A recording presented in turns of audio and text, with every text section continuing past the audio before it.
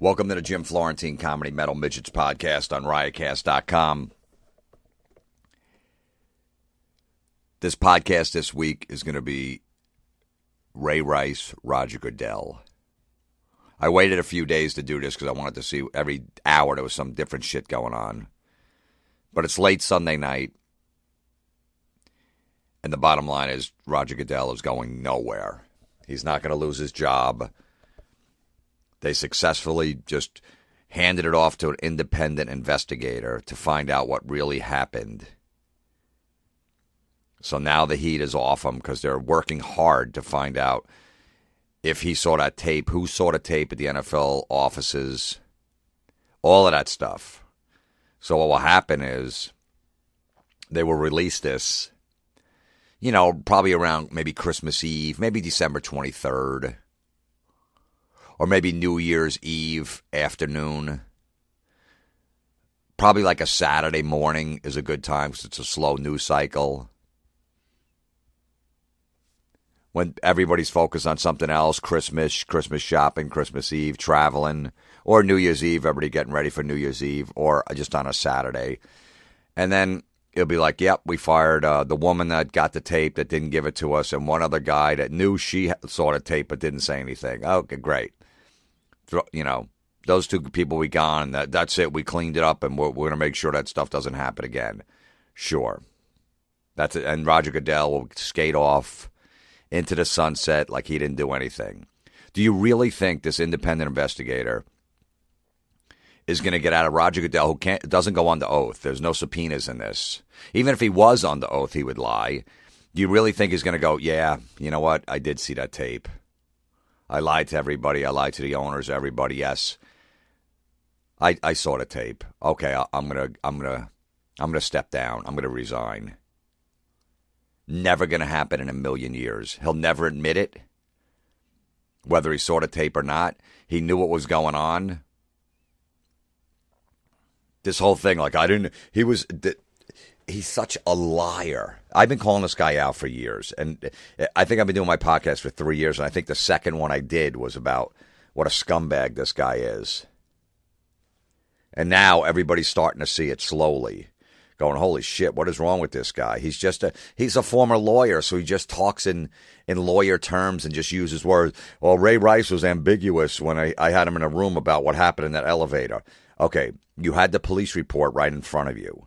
You probably saw the tape what happened, but the police report said that Ray Rice knocked his fiance out unconscious in the elevator, and you saw the tape of him dragging her out. So what do you think happened in there? She accidentally slipped? Even if you didn't see the tape, which you did, most likely, you had the police report right in front of you.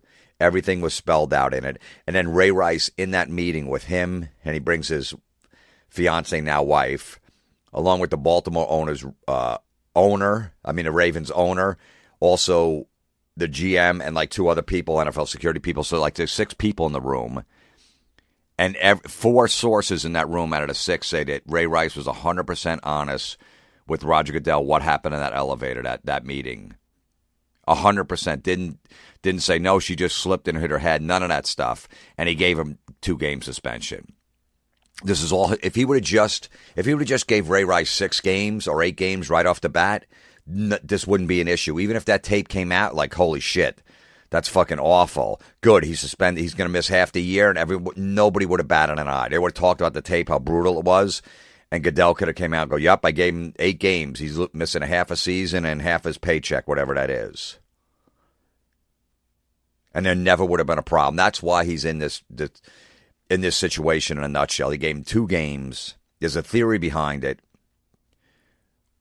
which sounds plausible, that the Indianapolis Colts owner, Ray, or whatever the hell his name is, he got in trouble with drugs. I don't know, he was under the influence of pills and a DWI, and he had all his cash, $28,000 of cash in a brown bag in his car, and he was going to get disciplined too.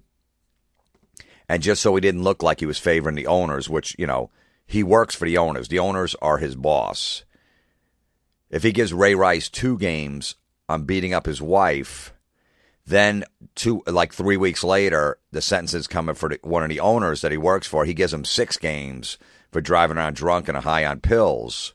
So he looks like a good guy. Yeah, see, I'm not taking it. I'm tough on the owners, just like the players. I like that theory. I think there's something behind it.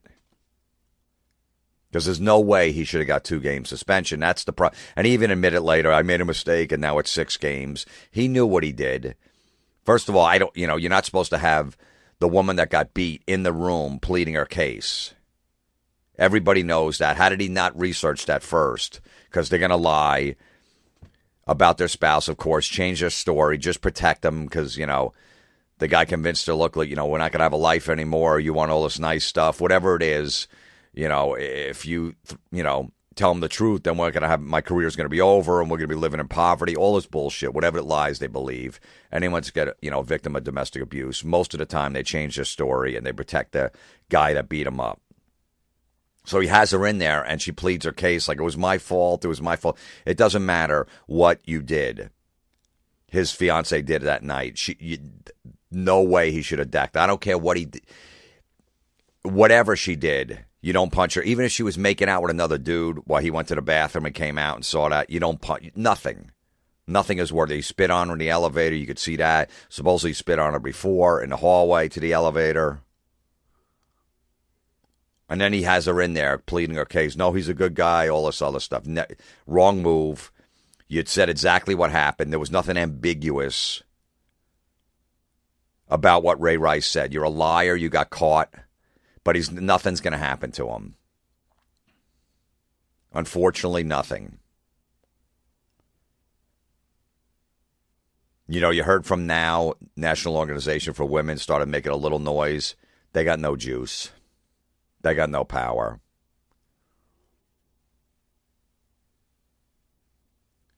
I lost respect for that organization in the 90s. It started in the 90s. First of all, they went after Andrew Dice Clay because he was telling dirty nursery rhymes.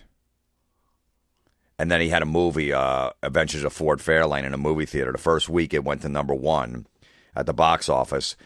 And women started protesting these organizations outside the movie theaters and all this stuff, and they yanked it out. The second week it was only in 10 theaters, and then it was gone by the third week. A #1 movie. Because National Organization for Women and other women's groups thought that he was disgusting and offensive and a pig. Well, look, he was a white male. He was easy to go after. Eddie Murphy was just as dirty, but they didn't touch him. But they went after Andrew Dice Clay, who told dirty nursery rhymes and did jokes like, yeah, so I had my tongue in this chick's ass. Yeah, and then and everybody on the line at the bank was looking at me. I forget how it goes. So this is the joke. He's got his tongue in this girl's ass online at the bank. Do you really think that happened? Does the National Organization for Women really think that he did that?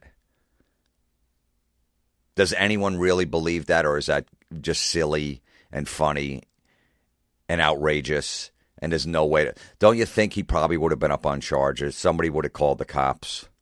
There was bank security. They all got cameras. Don't you think that would have been on film, on camera?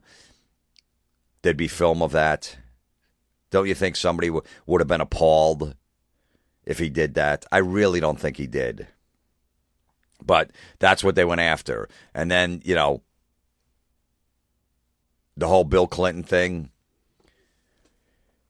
having sex with an intern, a 20-year-old or 21 at the time, in the White House. That was it Paula Jones? I forget the chick's name. The woman in the elevator where he basically fucking sexually assaulted her. She ran out of the elevator, all that stuff. All of these charges, all these women coming out of woodwork. He did this to me, grabbed me, this, that, all that. They didn't touch him. That's when I lost respect for you guys. Because now all of a sudden, all the women that voted for him will go, well, hey, because he was he was Democrat, and he was good looking. And he had charm. And when all that shit was going down, all the women in the country that voted for him go, well, hey, whatever he does in his private bedroom, with his wife, that's none of my business. Oh, wow. Wow, that's weird. So a guy's cheating on his wife, taking advantage of a 20-year-old intern. in the White House, sexually assaulting women in an elevator, doing all this stuff. All these reports coming out of shit that he's doing to women, but you just all look the other way. It's not my, whatever he does, that's Hillary's problem. I don't judge. It's funny.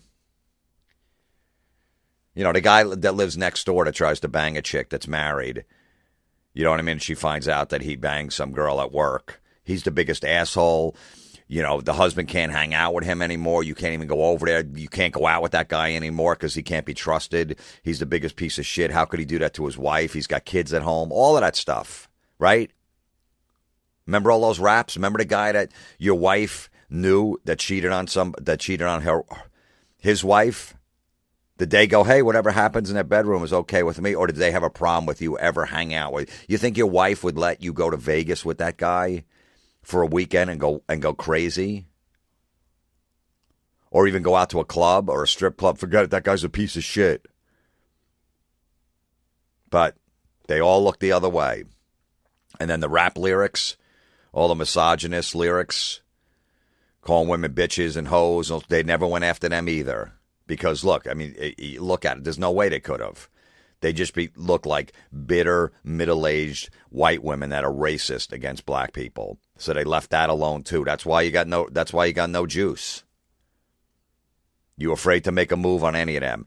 And look, the rap guys, I get it, because even the black guys won't go after that. Bill Cosby tried to call out the black community, and everybody turned on him, said he was an Uncle Tom, and what does he know, and he's old, and all that shit. Even the black community turned on him. And then, look at Sharpton and Jesse Jackson don't go after it either. They're afraid. They can't touch that. So I don't blame now for not going after that. But don't come out now and go, Roger Goodell should step down. Okay, so that's what a lot of people are saying. But do something about it. But you know what? In a nutshell, they can't do anything either, because this is what happens. The NFL is so powerful. They make so much money. Every Sunday night football game on NBC is the highest rated program of the week. So there's like 19, 20 million, whatever it is, watching Sunday night football. That demographic is guys from the age of 20 to 60, women too, but mostly guys.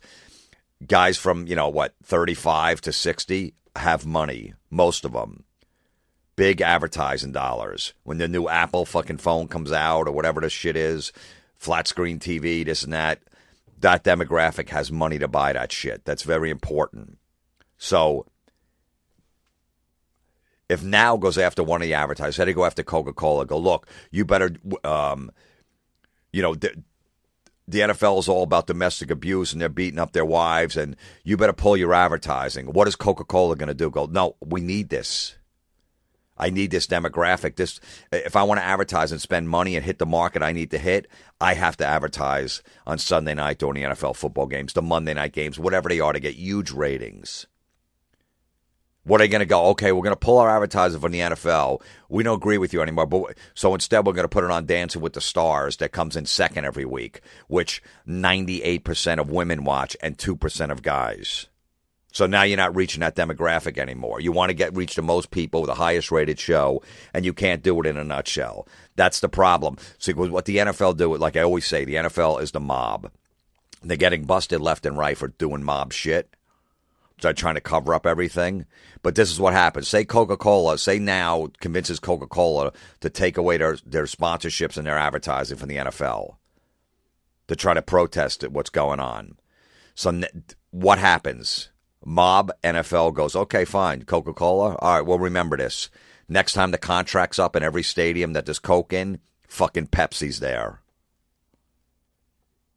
We'll take your Coca-Cola signs down when you got to sign them to the end of the year. You got one hanging at MetLife Stadium. All right, no problem. Next year, Pepsi. Hey, Pepsi, you want this for half price? Perfect. Put it right over to Coca-Cola. Coke will never be in another stadium after that. They'll never let them advertise. They'll always remember that.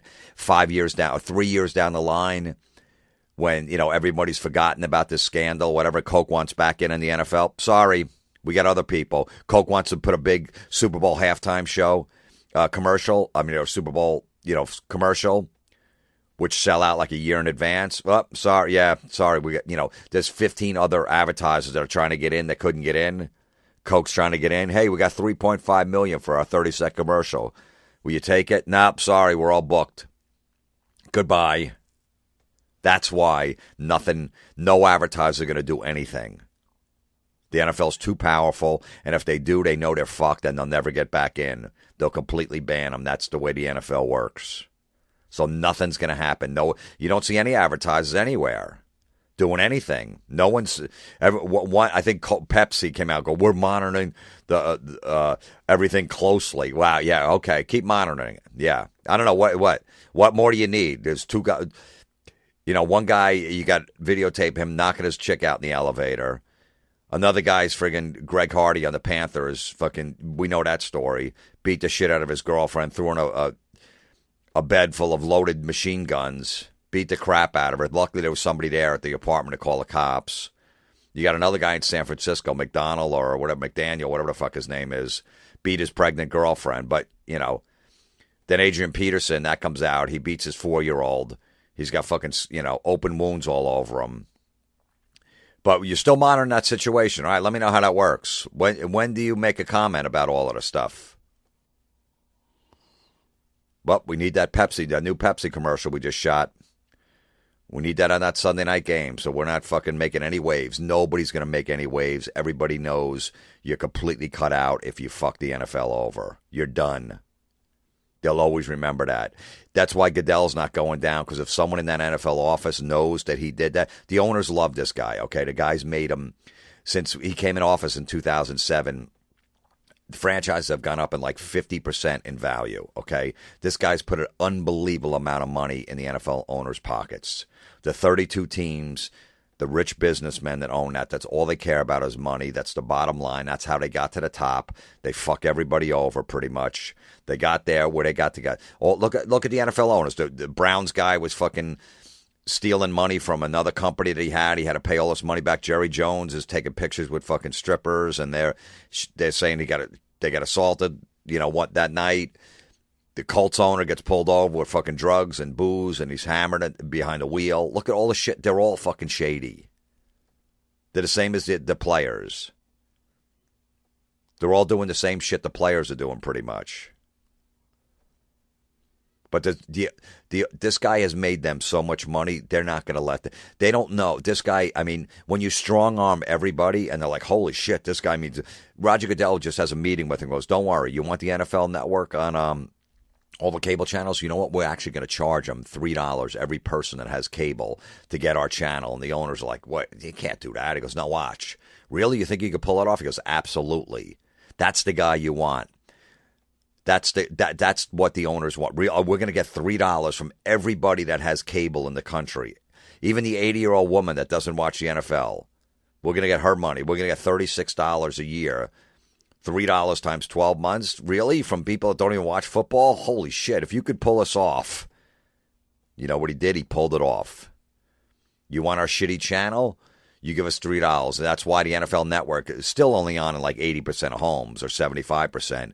Because all that shit, every cable company goes, hey, we got a channel, we want $3. And the cable company goes, no, we're not charging. We're not making our bill go up another $3. What about the people that don't want to watch the NFL? They're up too bad. Too bad. And that's why it took so long for the NFL Network to be on all the TVs. And it's still not.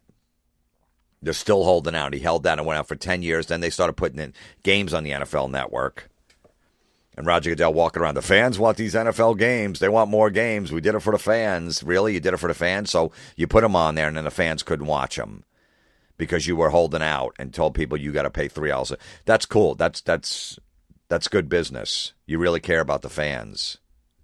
Imagine all of the football fans if all of a sudden there was another Hallmark channel or Lifetime channel, and that Lifetime went to all the cable companies and goes, all right, look, we need to charge. Everybody's bill is going to go up $3 a month for this new Lifetime channel. And the cable company's like, yeah, but this, who's going to watch this besides women? Well, sorry.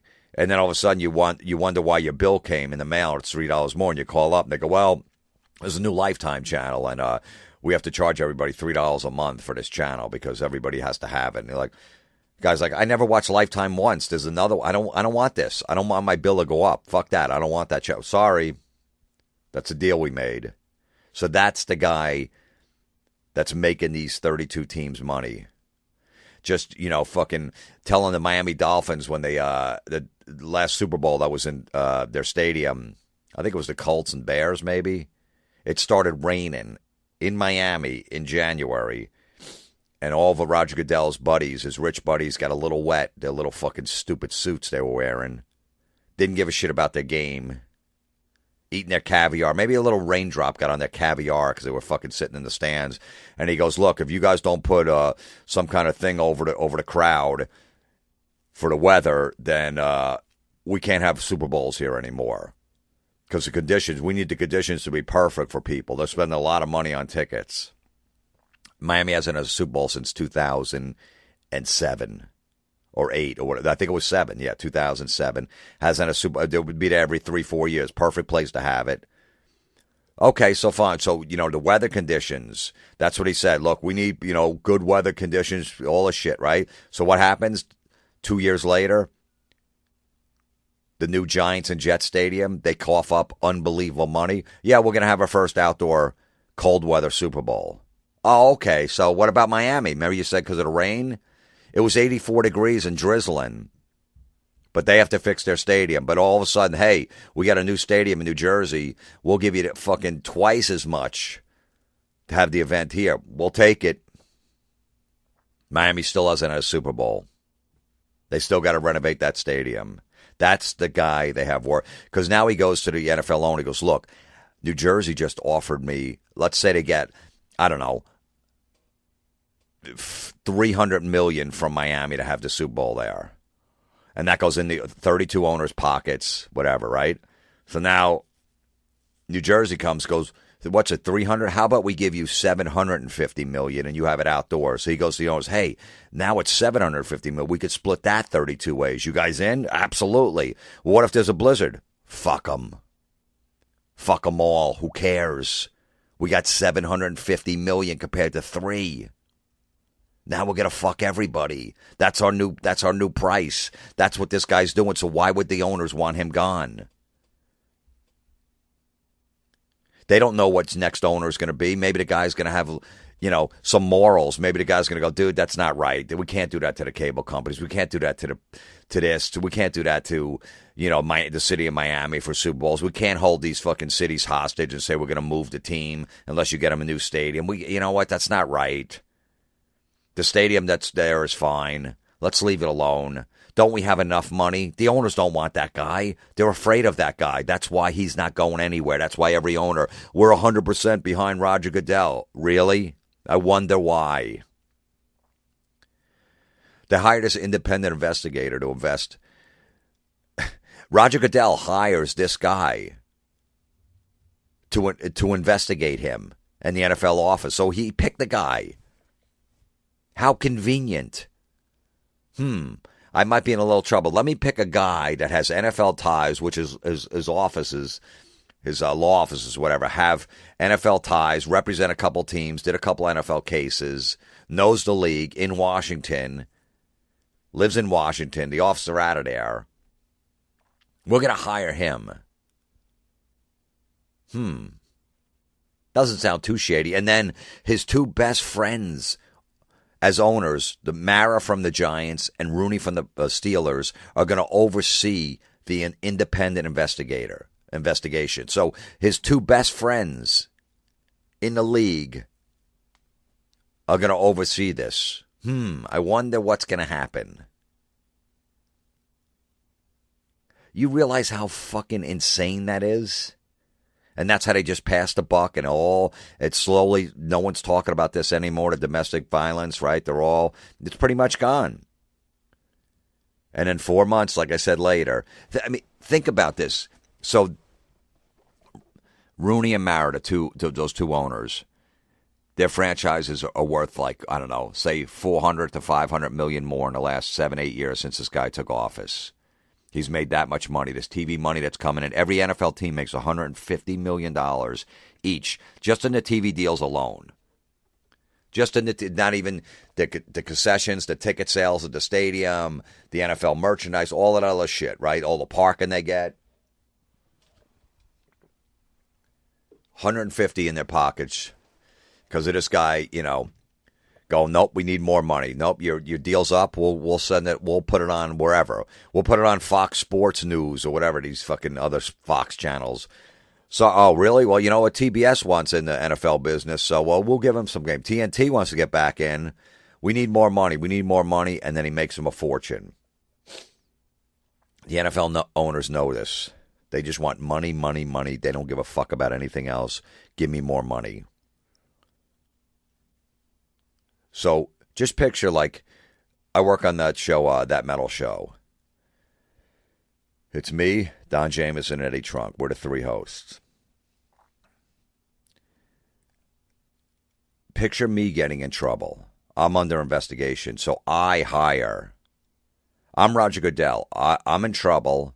I'm getting investigated, so I hire Eddie Trunk and Don Jamieson to investigate me if I did anything wrong.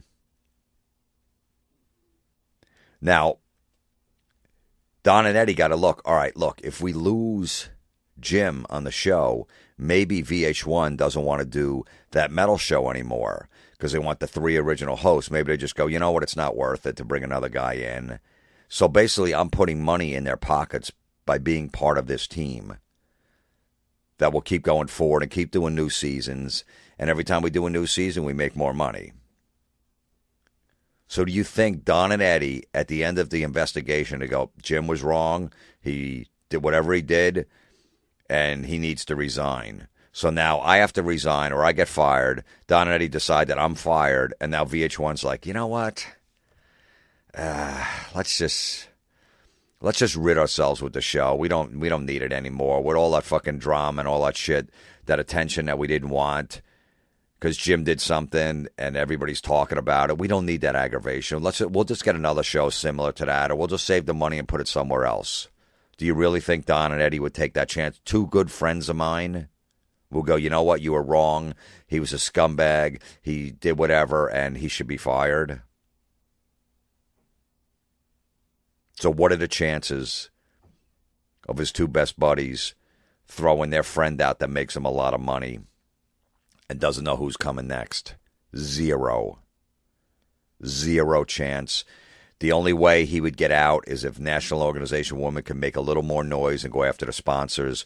The sponsors know that the NFL are scumbags. They'll never be back in. They're not going to do anything. It's just business as usual. Nothing is going to happen. Absolutely nothing. All this guy had to do, Goodell, is give this guy 6 to 8 games, like I said, Ray Rice, and this wouldn't be an issue. Everyone would still be horrified of the tape that came out. And they'd be like, hey, man, that's, he's missing half a season, and I won't tolerate this. That's all he had to do. He gave him 2 games. That's why he's in this situation in a nutshell. I have friends of mine going, why is everyone picking on Roger Goodell? What about Ray Rice? He's the one who beat him. It doesn't matter. You made the wrong decision. You're finding people. The guy was it Josh Gordon on the Browns is suspended a year because he smokes a lot of pot. He's out of the game for a year because he smokes pot. Wes Welker takes fucking ecstasy at the Kentucky Derby. He's out 4 games. But Ray Rice punches his fucking fiance and he only gets 2. That's why everybody has a problem with Roger Goodell. We know Ray Rice did it. We know Ray Rice shouldn't be playing football right now. But when you give the guy 2 games, when you know what was on that, even if you didn't see, why wouldn't you see the tape? Why wouldn't you have all the evidence in front of you before you make this announcement and before you give him his suspension? When he was on that CBS show talking to that reporter, what a liar. We did. How did TMZ get the tape and you did? Well, we go through law enforcement. We don't know how websites get their tape, and law enforcement wouldn't give it. We tried a bunch of times. Okay, Peter King, one of the most respected NFL writers in the business, reported like a week after this happened. The NFL offices saw the tape and are horrified at what went on in that elevator. A source in the NFL offices said, this source has been with Peter King, he said, for 16 years. Peter King said he's been using him as a close source. The guy's always right, and he gives them inside info what's going on in the NFL offices. A week after this shit happened, went down, his source that he's been using for 16 years, that's always right, told him people in the NFL offices saw what happened inside that elevator and are horrified. Okay? And now, all of a sudden, when it comes out, Peter King backtracks and goes, well, my source is wishy-washy on it. Look, the NFL gives Peter King carte blanche to go to Super Bowls, go to training camps, do stories on everybody. It's his livelihood. I get it. He's like, shit, what do I do, man? Because the NFL's been so good to me for 30 years. I almost got complete access to anything I want to do. If I try to fucking get him in trouble, then I'm out. Who knows what they're going to do to me? Like the mob mentality. Are they going to whack me and I'm fucked and I can't get any interviews with any coaches or anything like that? So he had to come out and go, I talked to my source for 16 years that's been solid, and now he's wishy-washy about what he said. Bullshit. Even if he was, let's just say he was, well, Pete, he knows. He's afraid that Goodell's going to find out he's the one that leaked that to Peter King, and then he's out. He'll get fired. Ray Rice's attorney had that tape of what happened in an elevator a week after this happened. He was all over the news saying, well, look, let's not judge it. Yeah, it looks bad when he's dragging her in the elevator, but you don't know what went on in the elevator. And it's very confusing, and it's misleading, when you see this tape of him dragging her out, what had actually happened in there. He's basically saying, downplaying it. So he had the tape in his possession. You're telling me that the commissioner couldn't have went to Ray Rice's lawyer, who knew he had the tape, because he's saying, well, I couldn't get access to the tape. When he had that meeting with Ray Rice to suspend him, a week before, goes, look, I know your lawyer has that tape, what happened in the elevator. I need to see it before we meet so I can sentence you. And even if Ray Rice's attorney said, no, we're not giving it to you, so then Goodell goes, okay, well, they wouldn't give me the tape. I don't know exactly what happened there, so I'm suspending him for a whole year. That's what he would have done. All right, dude, you don't want to give me the tape? You're out for a whole year. You give me the tape, I'll be, I'll meet you halfway. I'll be lenient with you. I won't give you a whole year, but I need to see that tape. Yeah, right, you couldn't do that. The fucking guy does that all the time to anybody. But he didn't know that tape came to the NFL office. I didn't know. I wasn't aware of it. Okay, right. Just like you said with the bounty, with the New Orleans bounty hunter, to all the coaches, ignorance is no excuse. When a lot of the coaches said, I didn't know this was going on. I had no idea this was going on. Ignorance is no excuse. Okay, so there you go. The tape came to the NFL office. It's confirmed through the New Jersey State Police. They sent it on April 9th. They even have the date because they have the voicemail of the woman going, I saw the tape. It's horrible. I think it was April 9th, April something, and they found out that Roger Goodell was at the fucking Masters down in Augusta. And he wasn't there that day. But all right, so if you already know the date, and there's a woman's voice on there from the NFL office saying I can't believe it. So you can't track down who that was. There's 475 people that work for the NFL offices. How many are women? 100 that work there? Okay, so now you narrowed it down to 100 who fucking left that voicemail. You can't look at phone records, find out who worked that day? Get the fuck out of here. It's all a big cover-up. They know exactly what went down. Okay, so the secretary that gets the packages in the mail, the FedEx, she opened it and put it in her fucking computer at her fucking desk when the elevator's open, right, where she sits, and she watched it and called the police. This is terrible, and then just took the video home and didn't show anybody, didn't let the NFL know that it came. So she basically stole the mail. Is that what you're telling us? We don't know who did it? Okay, so you didn't get that package, but you get every other package. When Pepsi sends you a check for $2 million for the commercials you showed at Super Bowl, did that check ever get lost? Did the fucking secretary just take that home or lose it? I don't know. For some reason you get those checks, but you didn't get that fucking tape. Okay. No, we believe you.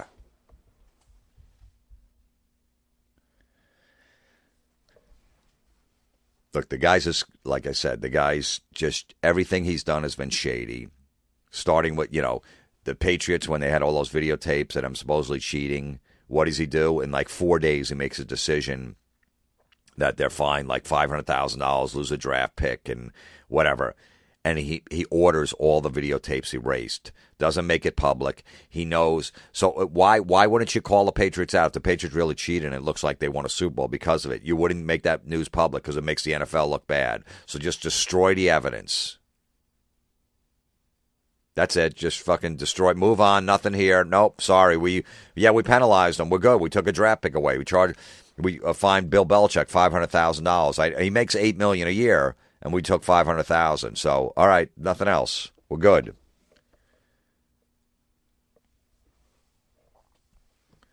The Carolina Panthers owner crying like the night before the game, or a couple days before, that Greg Hardy, he actually didn't play. They deactivated him, on Sunday, so he didn't play the game. The guy was up on domestic abuse charges, and the owner's crying, but get the fuck out of here.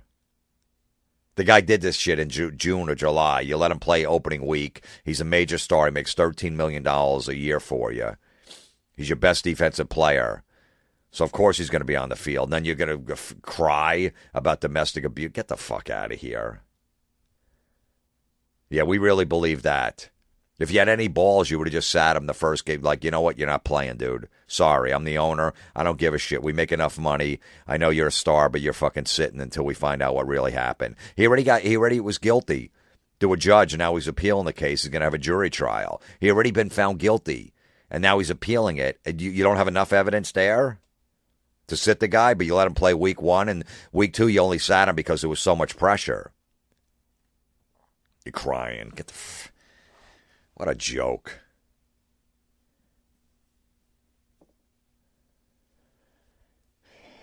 What are you going to do? Ignorance is no excuse. That was his big thing. But, hey, I didn't know if it came there. We couldn't get access to the tape. There's that whole, what is it called? That Freedom of Information Act. That once a case is over, which it was, on March 31st, the case was over. They gave him a suspended sentence, whatever. He had to go to meetings or whatever the crap Ray Rice got, right? So once the case is over, Freedom of Information Act, you can get access to that tape. The NFL knows that. They got all FBI guys, cops working for them, law enforcement. They're all working for the NFL, investigating everything. But they didn't know that they can go get that tape if they want it once the case is over. Nobody knew that. They've been in law enforcement for 25 years. They retired. Now they got a gig in the NFL. Former FBI guys. Roger Goodell's a lawyer, former lawyer. He didn't know. He didn't know. Oh, shit, the case. So I can actually go look at the evidence now because now the case is over. Freedom of Information Act. Case was over March 31st. You sentenced Ray Rice in June. You had 2 months to get that tape. Oh, you didn't know? You can get it? We tried with law enforcement. They said, yeah, maybe you made a call right when it happened. They go, we can't give you the tape right now. But the fucking Ray Rice's attorney had it. Couldn't muscle that tape from him. Right. You're just like you muscled every fucking cable company to charge $3 a person for your shitty channel. The Buffalo Bills haven't made the playoffs, I think, since 92 or 94. By the way, everybody corrected me a few weeks ago about the Bills when I said, Bon Jovi's too good looking. That's why they don't want him. I did leave out that Bon Jovi was linked to the Toronto people, and he was probably going to move the team out of Buffalo to Toronto, and that's why everybody turned on him, too. I forgot to leave that out. I did know that, but I didn't put that in the podcast. Yes, I did. I got a lot of feedback. Dude, it was the real reason is, I know, but you still don't want Bon Jovi as an owner. You didn't want him. And now you got the Sabres owner. He's going to keep the team there. Good for Buffalo. But yes, I did leave that out, but I did know that. But it was definitely funnier to just say he's fucking too good looking for Buffalo. They haven't made the playoffs since 92 or 94, whatever the fuck it is. And their team just sold for $1.4 billion. That's how powerful the NFL is. If the Bills are selling for $1.4 billion, what do you think the Cowboys are going to sell for? The 49ers, even Miami, the Jets, the Giants. It's big business. They're not letting that guy go anywhere.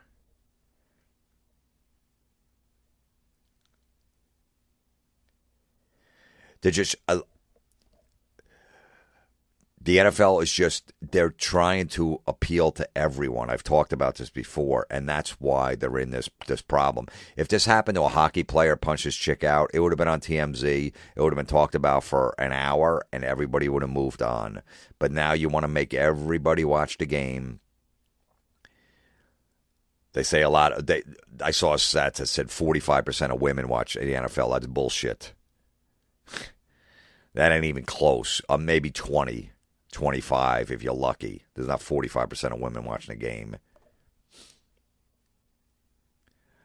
But, right, I don't know. I haven't heard, women they'll be in like an office football pool and they'll be part of it, or whatever. I don't see any women going, I'm not in the football pool, I'm not supporting this. They're still in it every week. Nobody's done anything. Nothing has changed. Every stadium was packed this past Sunday. Nobody's burning their tickets. But that's the problem. That's why the NFL should just come out and just say, look, hey, we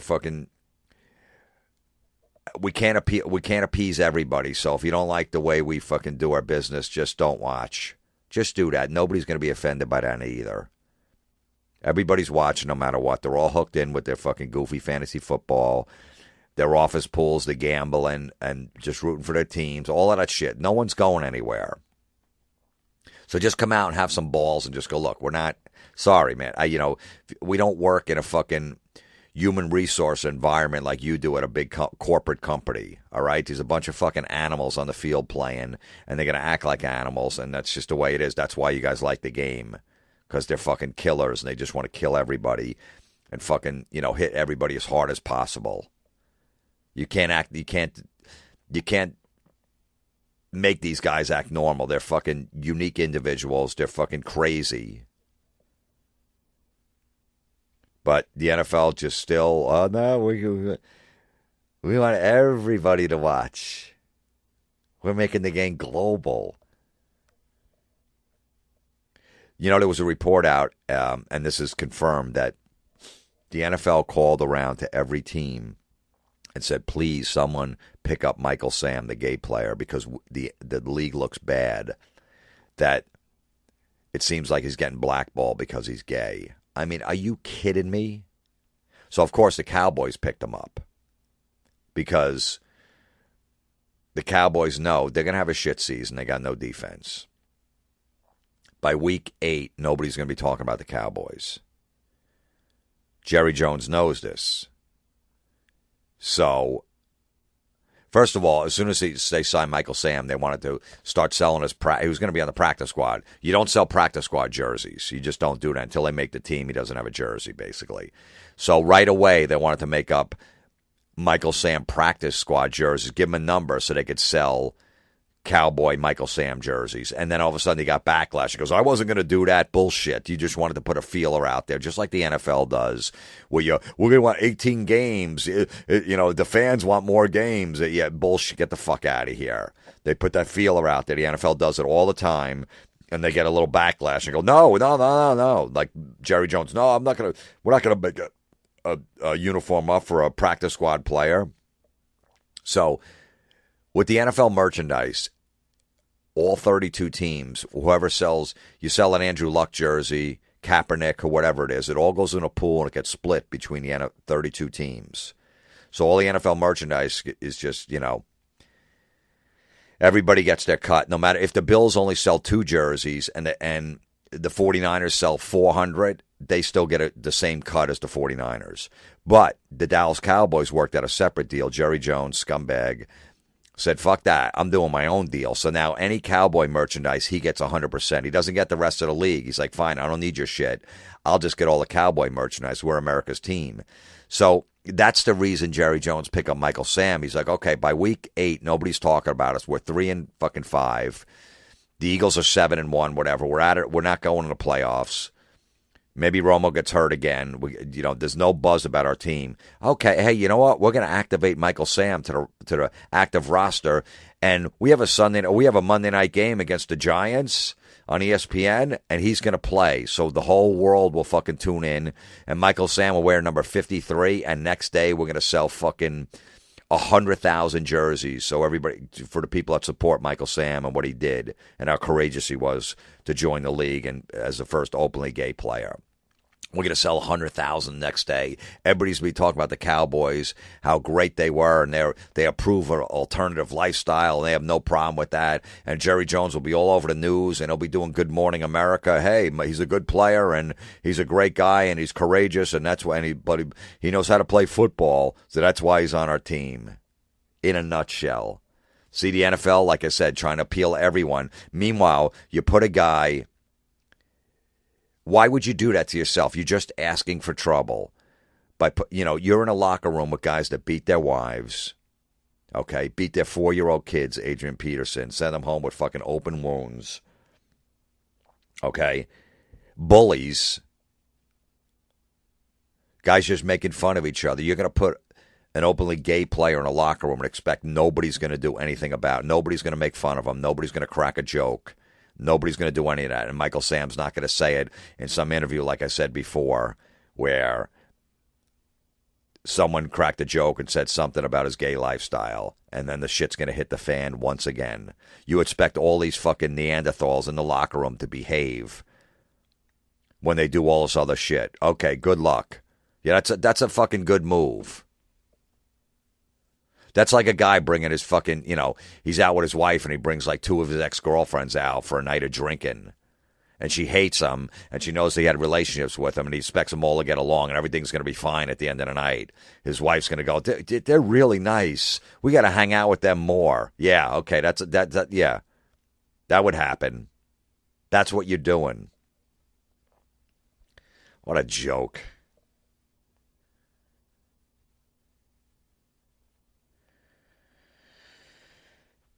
So, nothing's going to happen. They survived the scandal once again. Goodell survived it. It's all about the money. Nobody gives a shit. Nobody has any juice. Every sponsor, every advertiser's got no balls. Nobody's doing anything.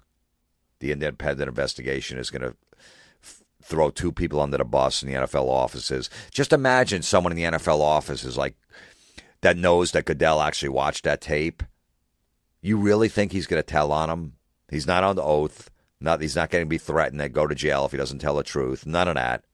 You really think? Let's just say he tells on him and says, I have cell phone video of Roger Goodell watching that tape. I fucking shot it over his shoulder as he's shaking his head watching it on his computer. Let's just say he has that. How quick is that guy fucking fired from, say, so then all of a sudden this shit comes out. Goodell has to step down because he lied. All the fucking owners are pissed because now they don't know if their fucking money train is still going to come in, because whoever they, vote in next, they got to make sure he's going to be a scumbag like Goodell and hold everybody up for more money, milk every fucking dime out of everybody. Most likely going to take money out of their pockets. You think they're going to keep that rat in the NFL offices? That guy knows that he's done if he says anything about Goodell, that he might have saw that tape. He's done. So the bottom line, Roger Goodell stays. Nobody does anything. No advertisers pull out. National Organization of Women go back into hiding. More guys will beat their wives, their girlfriends, their baby mamas. They'll get suspended. Zero tolerance, all this bullshit. We're trying to clean it up. Bullshit. And the NFL will survive once again. Ignorance is no excuse. That was your big one, Roger. All right. I will be in Fort Worth, Texas, Hyenas Comedy Club, September 25th through the 27th. October 3rd and 4th, Joke Factory, Rochester, New York. October 10 and 11, New Hope Cinema, New Hope, Minnesota. And October 16 to 18, Funny Stop, Cuyahoga Falls, Ohio. If you want to support the podcast, go to Amazon.com. When you shop, just click on the Amazon button and you shop from there. It helps. Go to my website, JimFlorentine.com. Click on the Amazon button there and shop from there. It helps fund the podcast. And if you need audio, earbuds, tweakedaudio.com. Go to tweakedaudio.com, put in the promo code midgets. You get 33% off your order, free shipping and handling, and a limited lifetime warranty. Tweakedaudio.com. All right. We will move on. This is done. Next week will be another one. I don't know what it's going to be. I have no idea. But thanks for listening.